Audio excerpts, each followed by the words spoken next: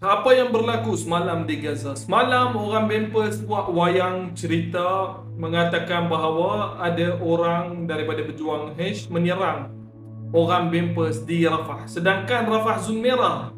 Mana pejuang H sampai sana? Pejuang H pun dah mengeluarkan statement bahawa pejuang H tidak ada langsung di kawasan itu. Dan bukan pejuang H yang serang orang Bempers. Orang Bempers kata ada 2 orang mampus daripada orang Bempers dan 2 orang cedera lagi. Jadi orang Bempers hanya buat wayang ini propaganda untuk BUNUH, ketua-ketua pejuang H yang baru keluar daripada Trobo. Jadi orang Bempers lepas buat cerita Rafah, kan ada drone orang Bempers apa semua, orang Bempers duk tengok Gaza 24 jam. Jadi dia dah nampak ada pejuang H yang dah ada dekat luar, yang dah ada dekat rumah, ada dekat tengah jalan. Jadi orang Bempers buat wayang Rafah untuk BUNUH, untuk bunuh ketua-ketua pejuang H di Gaza.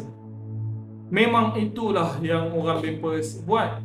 Selepas cerita Rafah, orang Bempers dah start serang di Gaza. Lebih daripada 100 serangan udara semalam dekat Gaza. Ada ramai orang syahid daripada orang awam, daripada wartawan dan daripada pejuang H, daripada ketua pejuang H juga. Hari ini pun ada banyak serangan dekat Gaza. Jadi orang Bempers bukan nak masuk berperang lagi. Dia buat gencatan senjata ini seperti di Lubnan. Di Lubnan buat gencatan senjata setiap hari kena bom.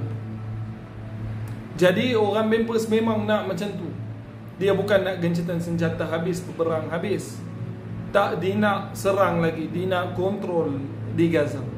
Orang tengah seperti Turki ataupun Mesir ataupun Qatar memang senyap habis, tak cakap apa-apa langsung semalam. Sebab apa? Sebab orang Bempers ambil alasan Rafah. Tapi walaupun orang Bempers tak ambil alasan Rafah, tak buat wayang tu semua, memang orang tengah takkan cakap apa. Hasbunallah wa ni'mal wakil.